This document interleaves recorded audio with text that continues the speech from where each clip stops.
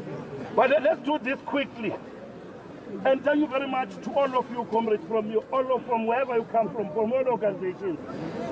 This is not an ideal venue for us to have meeting for long speeches, because we don't want to inconvenience you all. But because we are forced, number one, as ANC and our allies, number two, as South Africans, to come and compress ourselves here in welcoming this sign of the soil. We are saying, Comrade Ebrahim, we are not diplomats. We will not even attempt to speak in diplomatic terms. No way. We only want to speak as South Africans and as the African National Congress and say, welcome home, son of the soil. Long live Ebrahim Rasool, long live! Long live Ebrahim Rasool, long live! But comrades, we want to guarantee you this. Whatever we're not saying in the glare of cameras, we're saying in our hearts, Manta! And then we give to Kosatu and then the party just 2 minutes each. 1 minute. Oh my guy, I also got a job.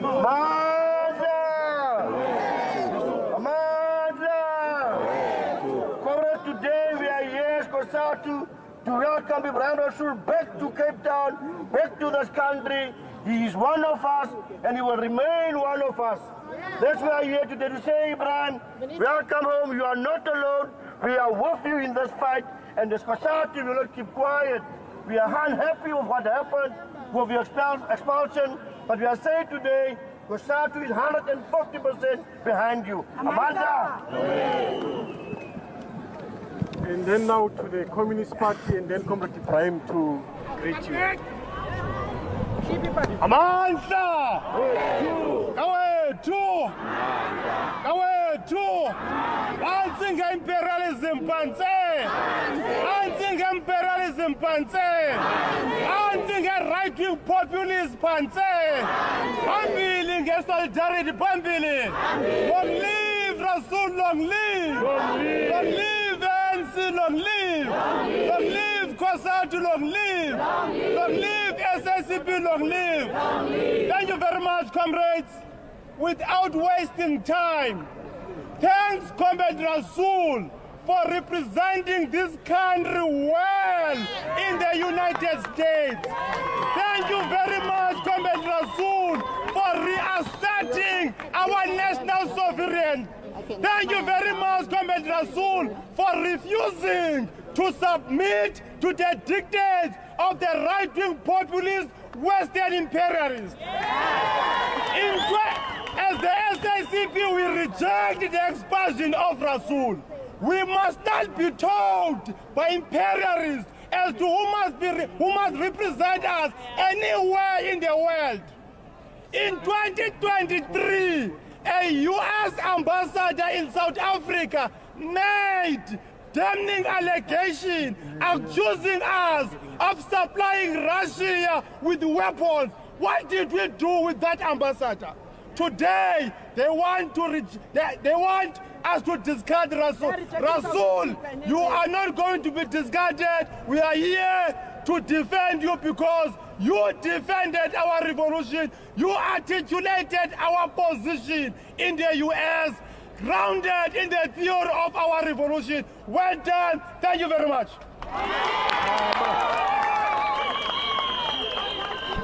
Yes. Thank you.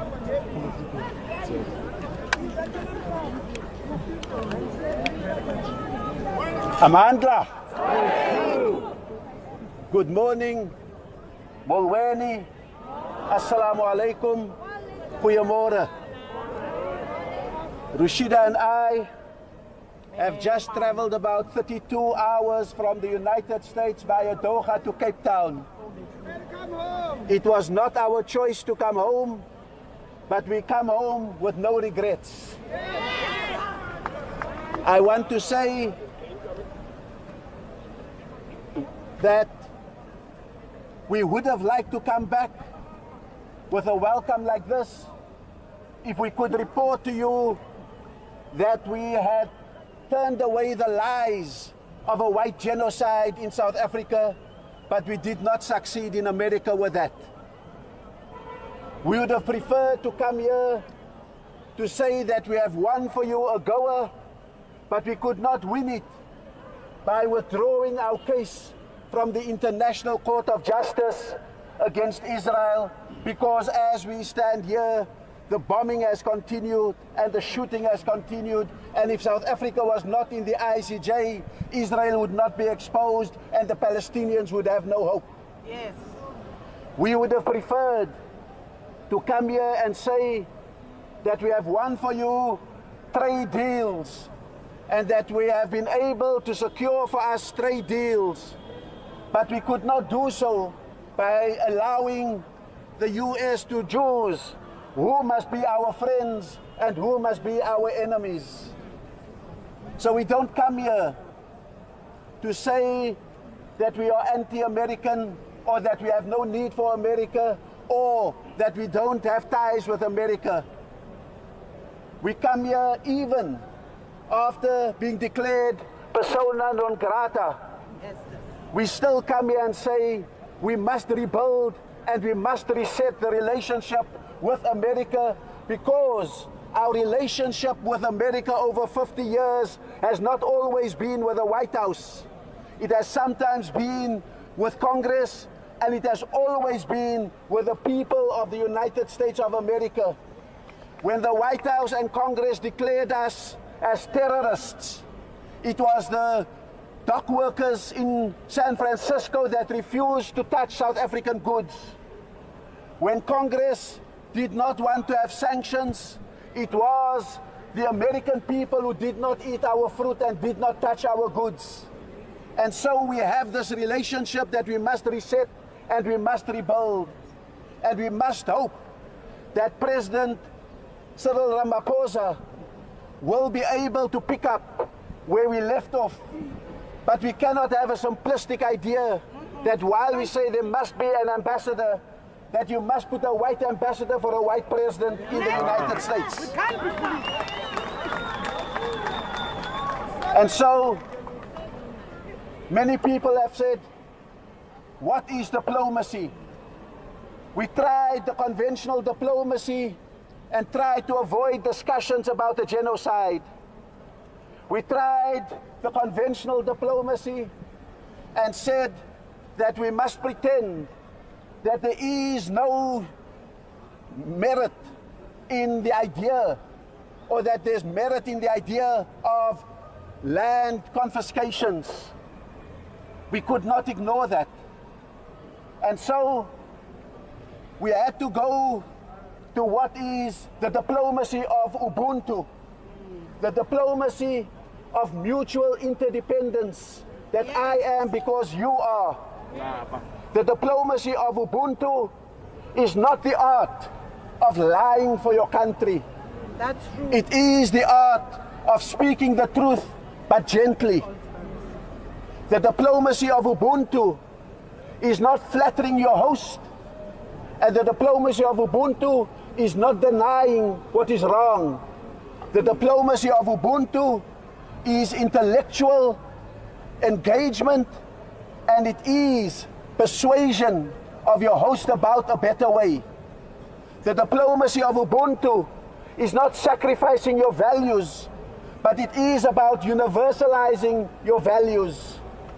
The diplomacy of Ubuntu is not about forfeiting your interests and not having interests with another country, but it is about pursuing your interest but keeping your dignity. That's what the diplomacy of Ubuntu is about, and that's what I thought was the way forward in this very difficult and challenging situation of our relationship with the United States. We have tried to engage. We have been met with executive orders that cut our aid, cut PEPFAR, and now we sit with the idea that millions could be reinfected with HIV and AIDS. The research for the vaccine may not be one that could be completed. Those are the dangerous things that are happening, and why we must mend our relationship or sit out the next 4 years. This is what we have been trying to do, and we must wish that President Cyril Ramaphosa must be able to find someone who can mend that relationship without sacrificing our values. That we can't be in a situation where the Palestinians are lost in this world without someone that they can depend on, like they have depended on South Africa. We were in the airport in Doha, Rashida and I, and someone came up to us, saw the badge I was wearing, knew immediately that I was the ambassador who was declared a persona non grata, and she said, "Thank you very much." And I said, "I'm not sure about how we are going home." And she said, "There's only one way to go home, and that is with dignity. Because if you don't stand up, who will stand up?" And she was Lebanese. She said, "A bully never needs a good reason to act against you. A bully will even do it because your hair is too short." And so I want to say that South Africa is not a military superpower. South Africa is not an economic superpower. But South Africa has the ability again to become a moral superpower, to stand up against chauvinism, to stand up against populism, and to say that what our people died for in Sharpeville on the 21st of March, that's what we stand for. Foremost amongst that is justice. Foremost amongst that is inclusion. Foremost amongst that is truth. We can modulate our truth. We can have a megaphone that is loud, or we can have a megaphone that is soft, but we will never stop speaking the truth. And so we are not here to call on you to throw away our interests with the United States, because our workers depend on AGOA and our workers depend on those investments. But we will do so with full dignity, with our sovereignty intact, and with our pride in what people have died for, from one massacre to another in this country. We cannot sacrifice that. We cannot sacrifice the Palestinians. We will not give up on BRICS. We will not give up on our relationship with China. But we will also not give up with our relationship with the United States. We must fight for it, but we must keep our dignity. Comrades, thank you very much for welcoming us like this. You know, a declaration of persona non grata is meant to humiliate you. But when you return to a crowd like this, and with warmth and a sense of Ubuntu like this, then I will wear my persona non grata as a badge of dignity, a badge of our values, and a badge that we have done the right thing. Thank you very much. Amandla. Amandla. Free Palestine! Free Palestine! Free Palestine! Free Palestine!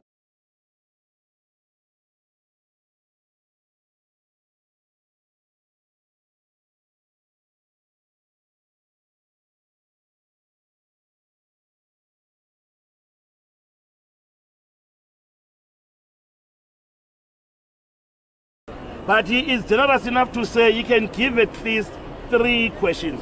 Can we please accept this proposition? If I'm to the one to Chair. I'm the chair, by the way. Okay, Masego will be 1. Don't rush. Okay, Masego will be 1. Class number 2. Koge number 3. I don't know your names.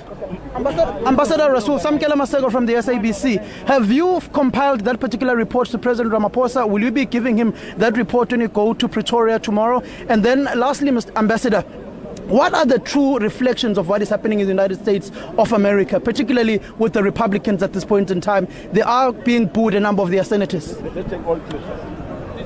I'm going to forget. Let me just do that very quickly. The question is, am I ready with my report for the President? And secondly, what is the true reflection of what is happening in the United States? The first thing is that we have started to write that report last week. We will finalize it, and we will be ready for the President with that report. On the second question, it is too soon. Sometimes you must get some distance between a moment designed to humiliate you and the anger that could come from it, and then expressing yourself. Give me a week or two of a vow of silence on that until I can finally make a distance between my former role in Washington and my new role as a private citizen. Mr. Rasool, from Newsroom Africa. We were told that you were trying to basically get an audience for South Africa with the US administration under Mr. Trump, but it seemed like there were challenges. Can you speak to us about that? Because we saw some organizations like your AfriForum, your Solidarity, going there and easily getting access to that administration. The question is about whether we sought audiences with the administration and whether we did not get that, whereas AfriForum and others got it. I want to say that we were in Washington when not many positions were filled. There is no section for Africa in State Department, and they're only beginning to put it in place in the White House. But part of the design of the PNG, or the persona non grata, was to make sure that the access we got would not be used because there is a different agenda that wants to prioritize white suffering over black needs in South Africa. Thank you very much for your time, Ambassador Usipha Mandla from ENCA. In hindsight, do you stand by your remarks? But also, number two, diplomacy clearly has failed, or the Trump administration doesn't want to engage with South Africa. Do you think genuinely there is hope to revive these relations that are at an all-time low? Number three, will you be playing your role in political affairs in the Western Cape now? The first question was? The first question was, do you stand by your remarks?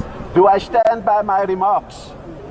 My remarks was on the Mistra Mapungubwe Forum, speaking to South African intelligentsia, intellectuals, political leaders and others, to alert them to a changed condition in the United States, that the old way of doing business with the US was not going to work, and that unless we change our way of speaking to the US and recognizing what is the US, it is not the US of Obama, it is not the US of Clinton, it is a different US, and therefore our language must change, not only to transactionality, but also a language that can penetrate a group that has clearly identified a fringe white community in South Africa as their constituency, surrounded by a white diaspora in the White House.